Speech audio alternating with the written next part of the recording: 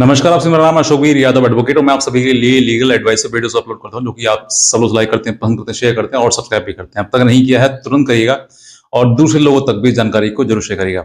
देखिए, आज मैंने आपको एक ऐसी बात बताने के लिए ये वीडियो बनाया है जो कि महिलाएं जो है वो बहुत ही ज्यादा अति कर देती है। कहीं ना कहीं जीवन इतना उसका परेशान हो जाता है वो व्यक्ति कि वो कुछ ऐसा कदम उठा लेता है जिस वजह से दोनों की जीवन खराब हो जाता है। ऐसी ही घटना एक ग्वालियर में हुई जो कि मैंने आपको पहले भी दिखाई है और आज फिर दोबारा दिखाता हूं। इस हत्याकांड के पीछे क्या वजह रही होगी और क्या कारण रहे होंगे, इस कारण को वही व्यक्ति समझ सकता है जिस व्यक्ति के साथ में ये पीड़ा घटित हुई हो। यानी कि वो व्यक्ति जो कि झूठे मुकदमों से परेशान हो, पीड़ित हो, अपनी पत्नी से पीड़ित हो, वही व्यक्ति इस पीड़ा को समझ सकता है कि वो किस हद तक गुजर गया है। तो उससे पहले एक छोटी सी क्लिप है, उसको आप देखिएगा, तब मैं उसके बाद इसको बात करता हूं।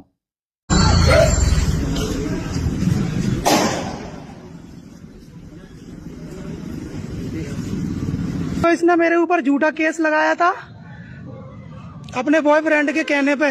उसका नाम है अंकुश, वो भी इसके साथ में भग गए। अंकुश कल्लू, आ जाओ भैया बगल में सुन लो। अरे भैया तुमसे दुश्मनी नहीं है, इसकी करतूत बता रहा हूं मैं बस। इसका एक बॉयफ्रेंड है, वो बच गए दोनों, ये मेरी पत्नी है और मेरे ऊपर झूठा केस लगाया। कल्लू नाम है, वो लड़का खड़ा है पीछे, कल्लू और अंकुश पाठक। उनके साथ ये भग गई थी 6 महीने से, आज मेरे ऊपर झूठा केस लगाने आई।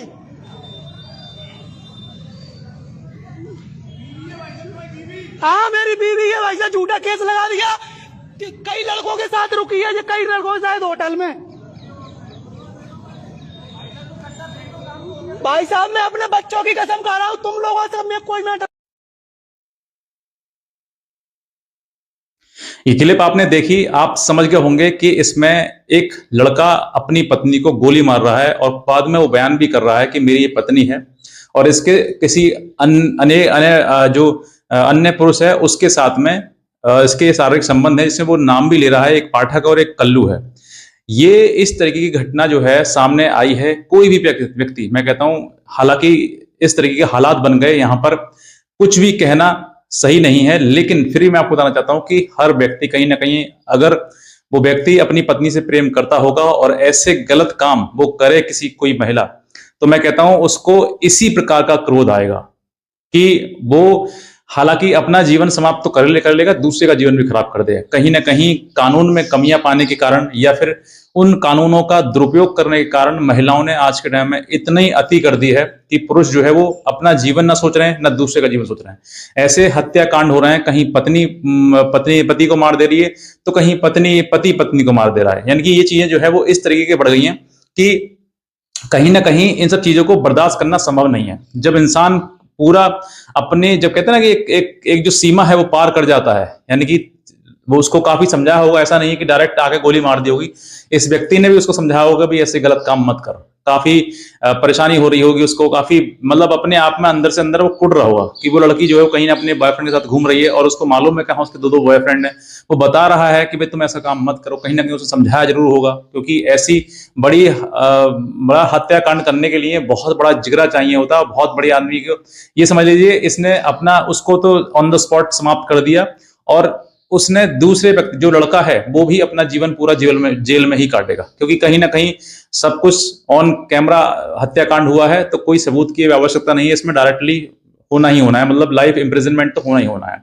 तो अब ये सोचकर देखिए कि जिस व्यक्ति ने यह हत्याकांड किया उसने उस पत्नी को भी मार दिया और वो खुद जेल में मर जाएगा, ठीक है, इस बात की गारंटी है। अब इस व्यक्ति ने जो हत्याकांड किया है, इस हत्याकांड के पीछे उसकी कहीं ना कहीं वो मानसिकता रही होगी जिससे वो इतना परेशान हो गया होगा कि उसको अपना जीवन नहीं लग रहा होगा, उसको मृत्यु ज्यादा अच्छी लग रही होगी। इसी वजह से उसने सोचा कि मैं मरने से बेहतर है कि मैं इसको मार के छोड़ मरूं। तो वो इसी प्रकार की लोग जो है वो कहीं ना कहीं अपने दिमागी रूप से परेशान हो जाते हैं, बहुत ही ज्यादा पीड़ित हो जाते हैं, उनकी कोर्ट कचहरी को सुनता नहीं है और महिला की हर जगह, मतलब जो मुकदमा उसने डाल दिया वो मुकदमा सही मान लिया जाता है। तो इस तरीके की जो मतलब हालात आजकल पैदा हो रहे हैं, कहीं ना कहीं कानून की कमी से भी समझ सकते हैं और कहीं ना कहीं समाज भी गलत दिशा में जा रहा है, इस वजह से हो सकता है। तो ऐसी परिस्थिति अगर सामने आती है तो मैं कहता हूं कहीं ना कहीं पुरुष इस तरीके की चीजें करेगा ही करेगा, और कहीं ना कहीं ये बाद में इतनी दुखदायी हो जाएंगे कि कहीं ना कहीं आज ना तो कल समय आने पर कानून को बदलाव करना ही पड़ेगा। आप सोचकर देखिए, मैं एक चीज आपको बताना चाहता हूं, हालांकि ये कानून की कमी है कि 497 यानी कि जो बाइगेमी है, यानी कि पति हो या पत्नी हो, शादी के रिश्ते में रहने के बावजूद भी वो किसी अन्य पुरुष या महिला के साथ में शारीरिक संबंध बना सकते हैं, कोई अपराध नहीं है।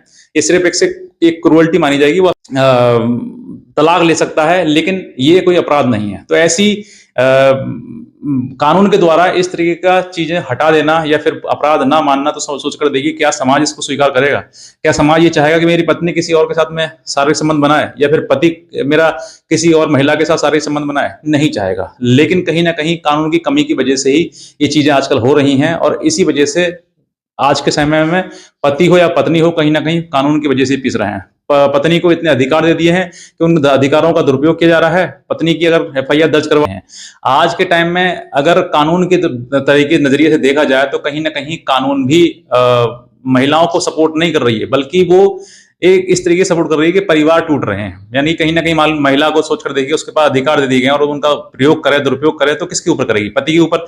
जब किसी के ऊपर उसका दुरुपयोग होगा पति के ऊपर, तो पति उस पत्नी को कैसे रख पाएगा? तो ये भी कहीं ना कहीं उसको कोई कानूनी रूप से मतलब उसको शय दी जा रही है कि भाई इस तरीके से परिवार टूट सकते हैं। तो यही चीजें हैं कि आप समझ के चलिएगा कि कहीं ना कहीं इस तरीके का पीड़ित होना, इस तरीके का मतलब एकदम से आक्रोशित हो जाना और दूसरे को मार देना या मर जाना, तो ये सब चीजें सही नहीं है। लोग आत्महत्या भी कर रहे हैं इसी चक्कर में कि भाई मेरे ऊपर मुकदमे कर दिए, मैं क्या करूं क्या ना करूं, इस वजह से लोग खत्म हो रहे हैं, अपने जीवन खत्म कर रहे हैं। और उसी प्रकार से कहीं ना कहीं पत्नियां भी, उनको ऑप्शन है, उनको कानून में अधिकार दिए हुए हैं, तो वो दुरुपयोग करते हुए पति को भी समाप्त कर दी जा रही हैं। इस तरह की चीजें सामने बहुत आ रही हैं, और आज के टाइम में इस तरह की घटनाएं एक आम बात हो गई है। आप कहीं देख लीजिए, आप घर पड़ोसी अड़ोसी अपने गांव मोहल्ले में या फिर कहीं शहर में, सिटी में, आप हर जगह देख लीजिए, हर जगह एक दो व्यक्ति कहीं ना कहीं इस तरीके से पीड़ित होंगे। 100 में से 10 लोग पीड़ित हैं ही आज के टाइम में। और पीड़ित होने का मतलब ये है कि कहीं ना कहीं ये चीजें या तो समझ लीजिए कि ज्यादा आजादी दी जा रही है, या फिर कानून का दुरुपयोग किया जा रहा है, या फिर उनको इस कानून के बारे में पता नहीं है कि भाई कानून कितना कर सकती है। तो ये चीजें मैं बताना चाहूंगा आपके लिए कि इस तरह की कोई भी घटना घटित नहीं करनी चाहिए, और अगर ये चीजें होती हैं तो उनको थोड़ा सा पेशेंस रखकर संभालने चाहिए। नहीं संभलते हैं तो अलग हो जाइए। लड़ाई झगड़ा या फिर किसी प्रकार से एक दूसरे को मार देना ये सही नहीं है। बिल्कुल सेपरेट हो जाओ, ना किसी के ऊपर मुकदमाबाजी करो। आप सोच कर देखो गलत करके और फिर उसके बाद झूठे मुकदमा उसके ऊपर दर्ज कराओगे, तो ये तो देखो बर्दाश्त करने योग्य नहीं होगा। तो बस मैं इतना कहना चाहूंगा, अगर आप नए हैं तुरंत सब्सक्राइब करें। और हमारा व्हाट्सएप ग्रुप है जिसमें आपको लीगल हेल्प एडवाइस देता रहता हूँ, तो उसका लिंक मैंने इसी वीडियो में दिया हुआ है, उसको आप क्लिक करके फॉलो जरूर करें ताकि आपको लेटेस्ट जानकारी अपडेट्स मिलती रहे। आज का वीडियो देखने से धन्यवाद।